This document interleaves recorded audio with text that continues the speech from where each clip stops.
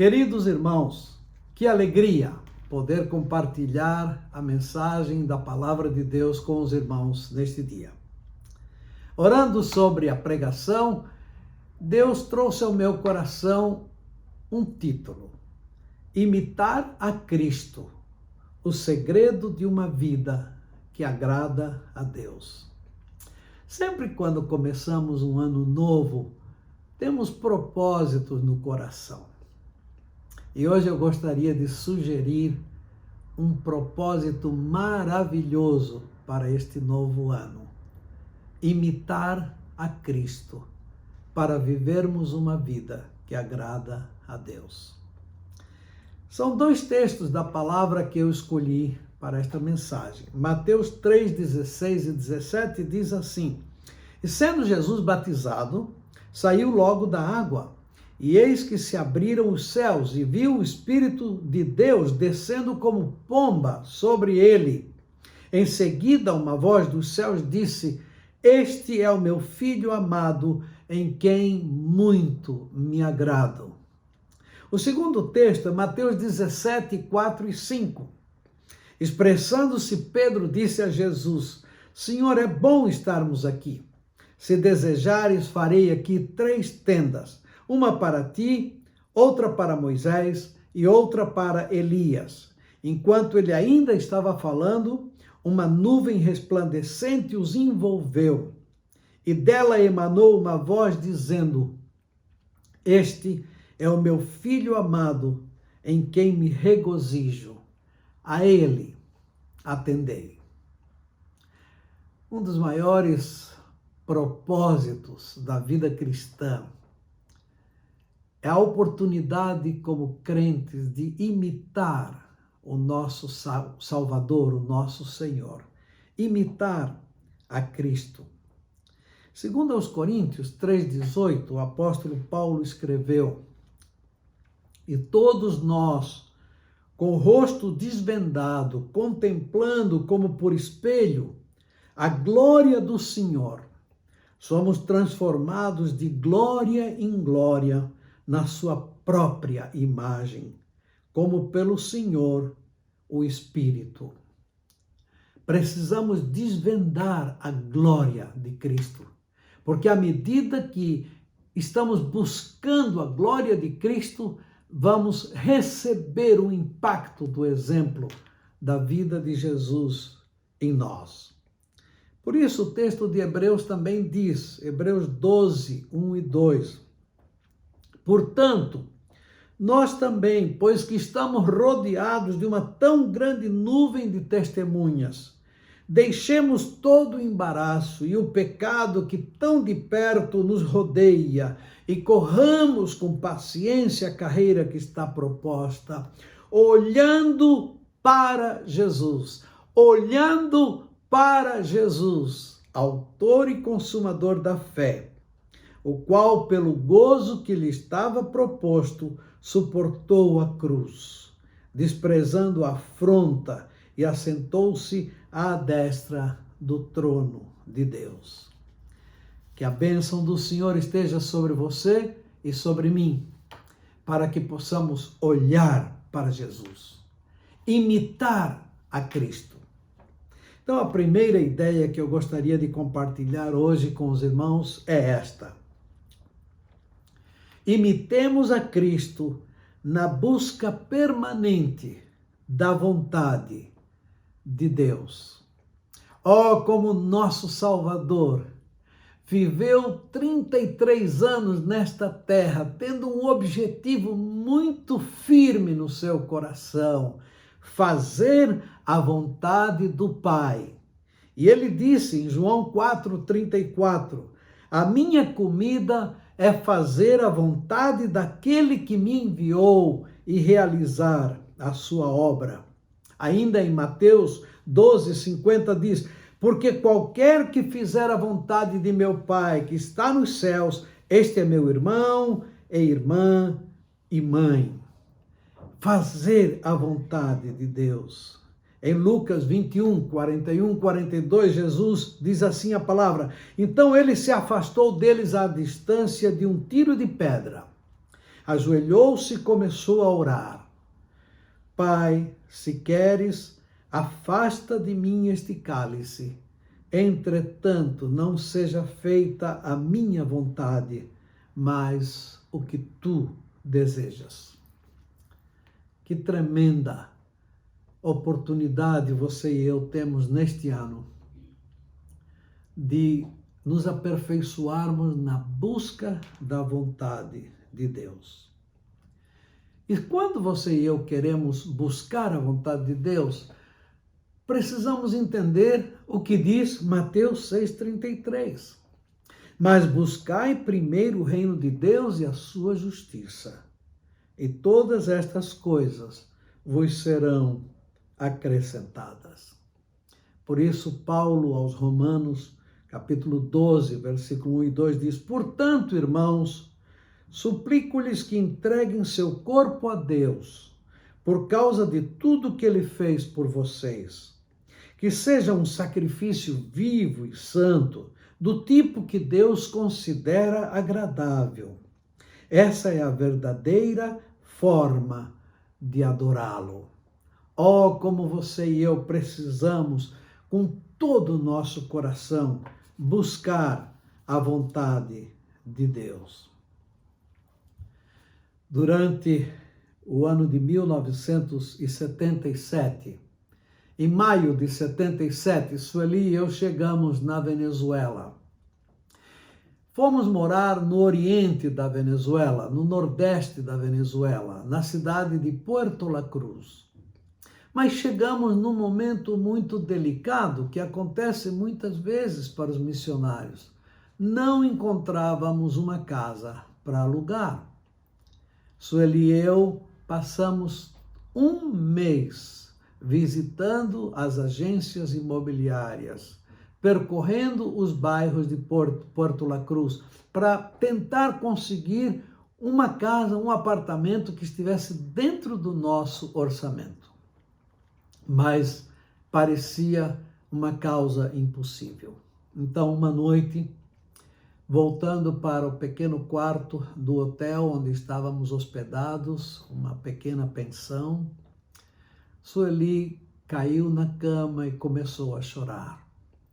E ela me dizia: Calixto, Deus não nos quer aqui nesta cidade, porque se o Senhor quisesse que nós ficássemos em Puerto La Cruz, Ele nos abençoaria para conseguir uma casa para alugar. Eu então me ajoelhei, segurei a mão da minha esposa e disse: mas antes de tomar uma decisão, vamos orar. E comecei a orar, pedindo a Deus que o Senhor nos revelasse qual era a sua vontade. Enquanto orava, tive uma experiência muito interessante. Era como esses avisos luminosos que a gente vê nas agências bancárias, na estação rodoviária, na estação do trem. E Deus colocou na minha mente aquele letreiro luminoso que dizia: mas buscai primeiro o reino de Deus e a sua justiça, e todas as demais coisas vos serão acrescentadas. E naquele momento, no meu espírito, eu entendi a mensagem de Deus. Vocês estão um mês nesta cidade, saindo todos os dias para buscar uma casa para alugar. Mas o primeiro trabalho de vocês é começar a obra que vocês vieram fazer nesta cidade, começar uma igreja. Então decidimos que no dia seguinte começaríamos a buscar os contatos das pessoas, dos crentes, para começar uma nova igreja. E nisso conhecemos uma jovem que estudava na Universidade de Puerto La Cruz. E ela nos disse: pastor, eu conheço uma família em tal lugar, e me deu o endereço e disse: essa família está orando por um casal de missionários que possa começar uma igreja na sua casa. Fomos até a casa daquela irmã e ficamos tão felizes. E ela disse: pastor, eu tenho orado para que Deus envie um casal de missionários. E agora estamos conhecendo vocês. No domingo seguinte, começamos a nova igreja, já na cidade de Barcelona, capital do estado Anzoátegui. nordeste da Venezuela. Sabe o que aconteceu? No dia seguinte, segunda-feira, Sueli e eu achamos um apartamento na cidade de Puerto La Cruz, dentro do orçamento que a junta havia nos dado. É tão bom buscar a vontade de Deus. Precisamos de muito discernimento espiritual para entender e cumprir a vontade de Deus. Você tem buscado com todo o seu coração cumprir a vontade do Pai? Em segundo lugar, imitemos a Cristo cumprindo a missão que o Pai nos confiou. Jesus estava muito consciente de qual era a sua missão no mundo. Ele disse: eu vim buscar e salvar aquele que se havia perdido. E você e eu? Qual é a nossa missão? Bom, eu poderia mencionar aqui muitas coisas, mas quero trazer ao nosso coração pelo menos 3 ideias. A missão de sermos sal e luz do mundo. Vocês são o sal da terra, mas se o sal perder o sabor, para que servirá? Vocês são a luz do mundo. É impossível esconder uma cidade construída no alto de um monte. Pelo contrário, ela é colocada no pedestal, de onde ilumina todos que estão na casa. Da mesma forma, suas boas obras devem brilhar, para que todos os que o vejam louvem o seu Pai, que está nos céus. Ser sal, ser luz. Talvez o lugar mais difícil para ser sal e ser luz é dentro da nossa própria casa. Precisamos pedir a Deus que Ele nos ajude. Há muitos anos, enquanto missionários na Venezuela, aprendi um cântico tão lindo que eu gostaria de deixar hoje para os irmãos. Deixa que brilhe a tua luz, deixa que brilhe a tua luz, deixa que brilhe a tua luz, deixa que brilhe em todo lugar. Oh, irmão, deixa que brilhe tua luz. Oh, irmão, deixa que brilhe tua luz. Oh, irmão, deixa que brilhe tua luz. Deixa que brilhe em todo lugar. A nossa missão neste mundo é ser sal e luz. Mas Jesus acrescentou outro aspecto da nossa missão. Ele diz em João 4:23, está chegando a hora, e de fato já chegou, em que os verdadeiros adoradores adorarão o Pai em espírito e em verdade. O Pai procura pessoas que o adorem desse modo. Porque Deus é espírito e é necessário que os seus adoradores o adorem em espírito e em verdade. Oh, que o Senhor toque o meu coração, que o Senhor toque o seu coração, para que nos convertamos em verdadeiros adoradores do nosso Deus. Há uma terceira parte desta missão que Deus nos confiou, a missão de sermos santos.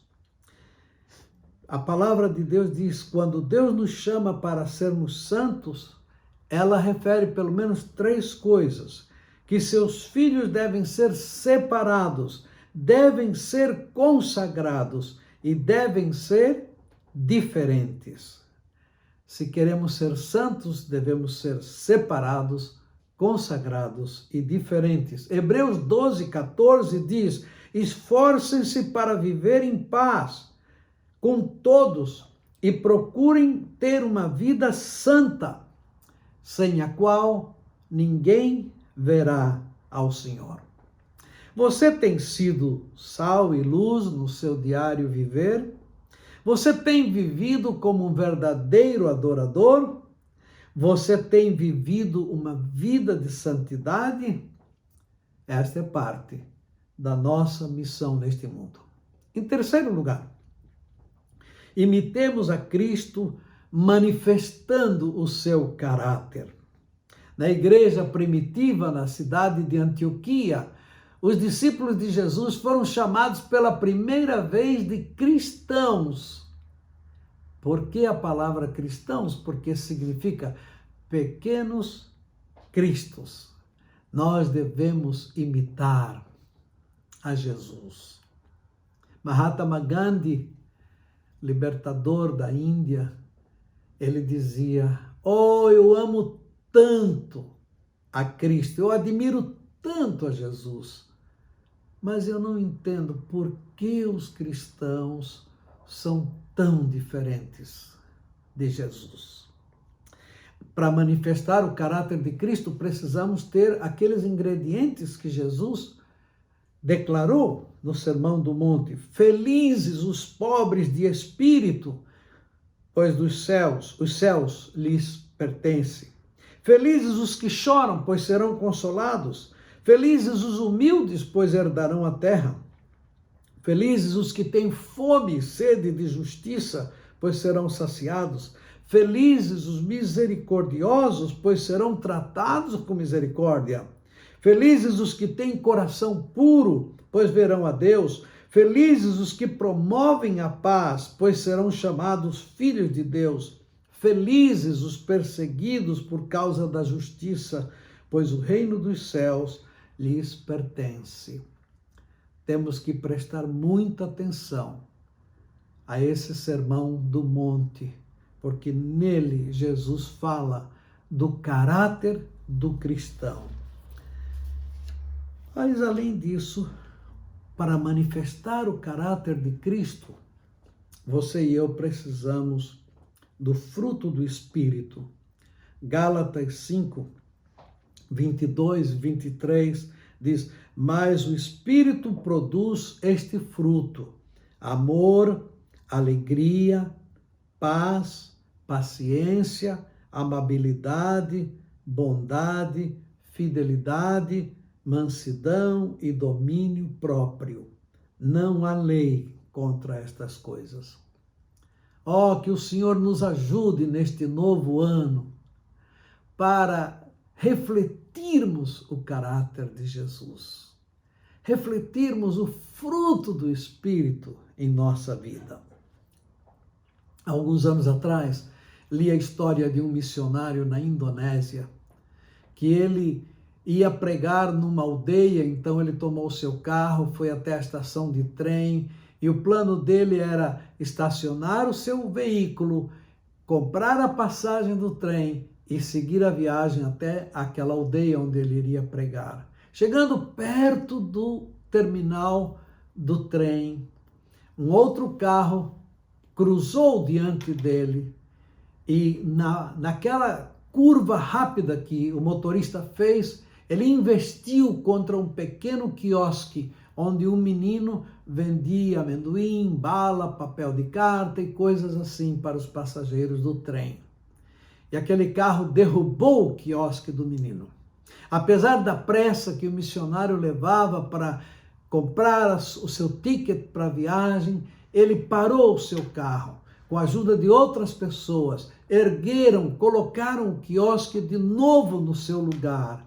E vendo que algumas coisas se haviam perdido, o missionário tirou do bolso algum dinheiro, entregou para o menino para ajudá-lo na perda, no prejuízo. E aquele menino, vendo aquele homem, saiu correndo atrás dele e disse: Senhor, eu quero lhe fazer uma pergunta." E ele disse: "Sim, querido." E o menino disse para ele: "O Senhor é Jesus Cristo? O Senhor é Jesus Cristo?" E ele disse: "Não, querido, eu não sou Jesus. Eu sou apenas um discípulo de Jesus." Você tem vivido uma vida cristocêntrica? As pessoas com as quais você convive na sua casa, no seu trabalho, na escola, na universidade, eles percebem a Jesus na sua vida? Aqueles que o conhecem podem ver Jesus através de você?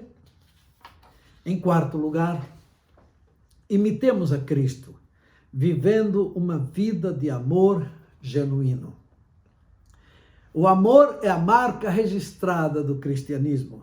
Jesus disse em João 13:34, um novo mandamento vos dou, que vos ameis uns aos outros, assim como eu vos amei a vós, que também vós vos ameis uns aos outros. Oh, que mandamento precioso Jesus nos deixou. Que nós amemos aqueles que estão ao nosso redor, como Ele mesmo nos amou. O apóstolo Paulo, refletindo esta mensagem do amor de Jesus, escreveu em 2 Coríntios, capítulo 5, 14 e 15. Pois o amor de Cristo nos constrange, julgando nós isto, um morreu por todos, logo todos morreram. E ele morreu por todos, para que os que vivem não vivam mais para si mesmos, mas para aquele que por eles morreu e ressuscitou. Precisamos refletir o amor de Jesus na nossa vida. E Paulo escreveu este hino tão precioso em 1 Coríntios 13. O amor é sofredor, é benigno. O amor não é invejoso. O amor não trata com leviandade, não se ensoberbece, não se porta com indecência, não busca os seus interesses, não se irrita, não suspeita mal, não folga com a injustiça, mas folga com a verdade. Tudo sofre, tudo crê, tudo espera, tudo suporta. O amor nunca falha. Mas havendo profecias, serão aniquiladas. Havendo línguas, cessarão. Havendo ciência, desaparecerá. As pessoas que lhe conhecem pensam que você é uma pessoa que transmite o amor de Cristo? Você já aprendeu a amar e perdoar os seus inimigos? As pessoas ao seu redor se sentem amadas por você? Você tem tocado e abençoado outras vidas que necessitam do amor de Cristo? Em quinto lugar, imitemos a Cristo, vivendo uma vida de obediência ao Pai. Em João 14:21, Jesus disse: aquele que tem os meus mandamentos e obedece a eles, esse é o que me ama, e aquele que me ama será amado por meu Pai. Eu também o amarei e me revelarei a ele.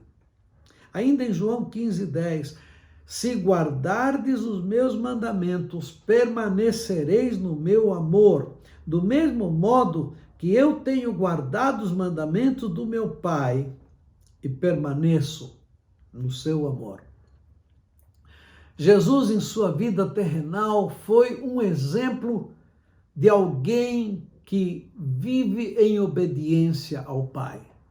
E essa obediência de Jesus para com seu Pai foi tão impressionante que o apóstolo Paulo escreveu aos Filipenses 2:5-8: seja a atitude de vocês a mesma de Cristo, que, embora sendo Deus, não considerou que o ser igual a Deus era algo a que devia apegar-se, mas esvaziou-se a si mesmo, vindo a ser servo, tornando-se semelhante aos homens. E sendo encontrado em forma humana, humilhou-se a si mesmo e foi obediente até a morte, e morte de cruz. Jesus viveu uma vida de obediência. E as suas últimas palavras na cruz foram: tudo está consumado. Pai, acabei a obra que tu me confiaste. Muitas vezes nós lutamos com alguma questão na nossa vida cristã. Sabemos o que a palavra diz, mas não queremos obedecer a palavra. Há um pensamento que diz: obediência atrasada é desobediência. Vou repetir. Obediência atrasada é desobediência. Há alguma coisa com a qual o Espírito Santo vem lutando com você para que você finalmente tome a decisão de obedecer a Cristo? Em último lugar, imitemos a Cristo, vivendo uma vida profunda de oração. Quis deixar esse aspecto por último nesta mensagem, porque quero me esforçar na graça de Deus para transmitir para você aquilo que está no meu coração. A vida de oração de Jesus causou um impacto tão grande que os discípulos lhe pediram: Senhor, ensina-nos a orar. E em Lucas 3:23 diz assim: aconteceu que, como todo o povo se batizava, sendo também Jesus batizado, orando ele, o céu se abriu. Quando você e eu mantemos uma vida profunda de oração, vamos ter experiências profundas com Deus. O céu se abre sobre aqueles que buscam a Deus. Algumas coisas que eu vou mencionar rapidinho. Jesus orou no lugar solitário. Marcos 1,35, levantando-se de manhã, muito cedo, fazendo ainda escuro, saiu e foi para um lugar deserto e ali orava. Jesus orou antes e depois de alimentar a multidão de 5.000 pessoas. E Jesus tomou os pães e, havendo dado graças, repartiu-os pelos discípulos, e os discípulos pelos que estavam assentados, igualmente também dos peixes, quantos eles queriam. João 6:11. Jesus, antes de fazer o milagre, ele orava. Depois de fazer o milagre, ele agradecia ao Pai. Em Mateus 14:23 diz: despedida a multidão, subiu ao monte para orar à parte, e chegada já a tarde, estava ali solo. Jesus orou no monte da transfiguração, Lucas 9:18, e aconteceu que, estando ele só, orando, estavam com ele os discípulos, e perguntou-lhes, dizendo: quem diz a multidão que eu sou? E aconteceu que quase 8 dias depois destas palavras, tomou consigo a Pedro, a João e a Tiago e subiu ao monte a orar. Estando ele orando, transfigurou-se a aparência do seu rosto, e a sua roupa ficou branca e muito resplandecente. Jesus orou antes de ressuscitar a Lázaro. João 11:41-42. Tiraram, pois, a pedra de onde o defunto jazia. E Jesus, levantando os olhos para cima, disse: Pai, graças te dou por me haveres ouvido. Eu bem sei que sempre me ouves, mas eu disse isto por causa da multidão que está em redor, para que creiam que tu me enviaste. Jesus orou na última ceia. Mateus 26:26-27. E quando comiam, Jesus tomou o pão, e abençoando-o, partiu e deu aos discípulos e disse: tomai e comei, isto é o meu corpo. E tomando o cálice, dando graças, dizendo: bebei dele todos. Jesus intercedeu por Pedro, seu discípulo. Mas eu roguei por ti, para que a tua fé não desfaleça. E tu, quando te converteres, confirma os teus irmãos. Lucas 22:32. Jesus orou pelos discípulos, orou por mim, orou por você. Jesus falou assim, levantando seus olhos ao céu, disse: Pai, é chegada a hora, glorifica teu filho, para que também o teu filho te glorifique a ti. Jesus orou pelos seus algozes na cruz do Calvário. Lucas 23, 34. E dizia Jesus: Pai, perdoa-lhes, porque não sabem o que fazem. E repartindo as suas vestes, lançaram sortes. Jesus orou em Emaús. E aconteceu que, estando com os discípulos com eles à mesa, tomando o pão, o abençoou, partiu-o e lhe deu. Estes foram apenas 10 exemplos da vida de oração de Jesus. Poderíamos enumerar muitos outros. Eu gosto muito de uma expressão de S.D. Gordon.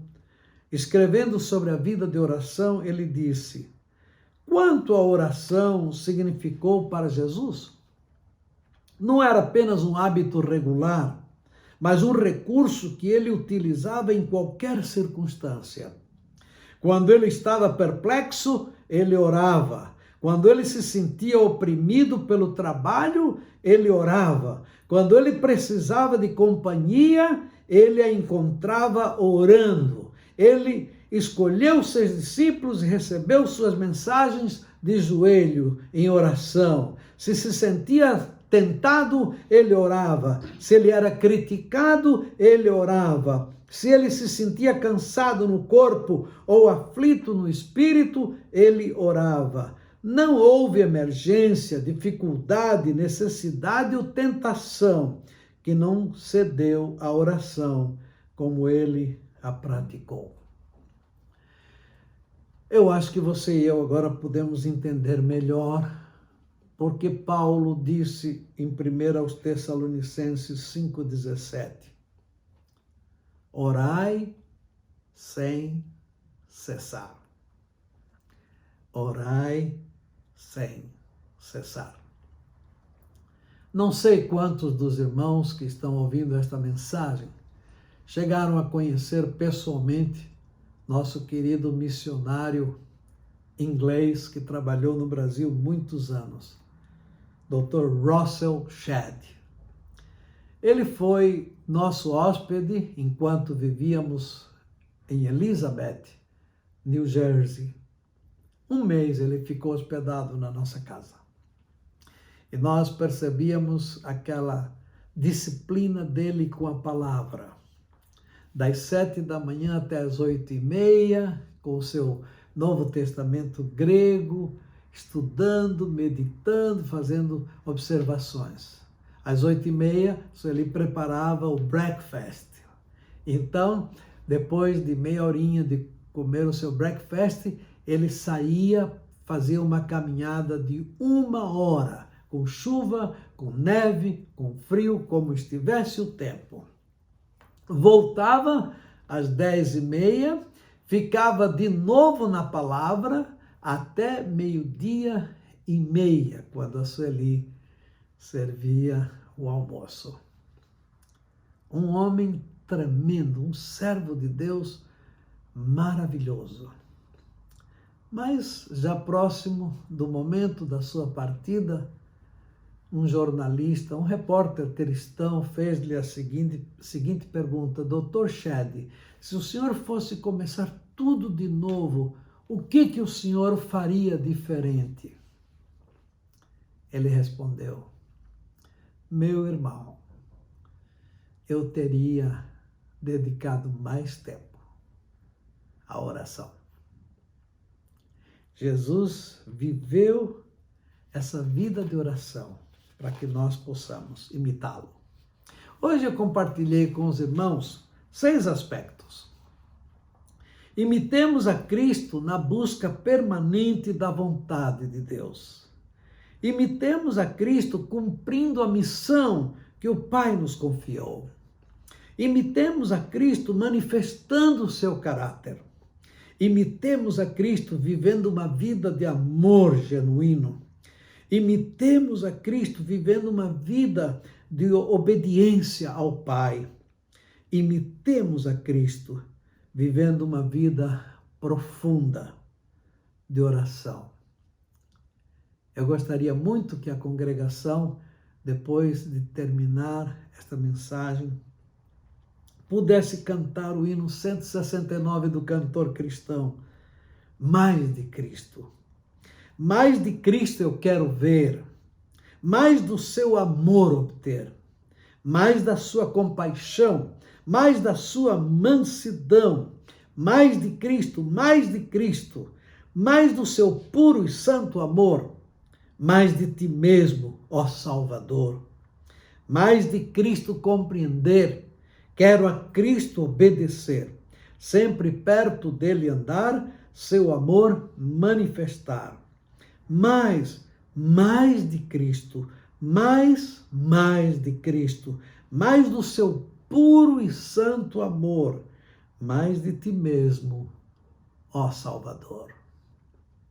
Que neste ano você e eu possamos ter um propósito no nosso coração, imitar o nosso Salvador. Que Deus nos abençoe a todos.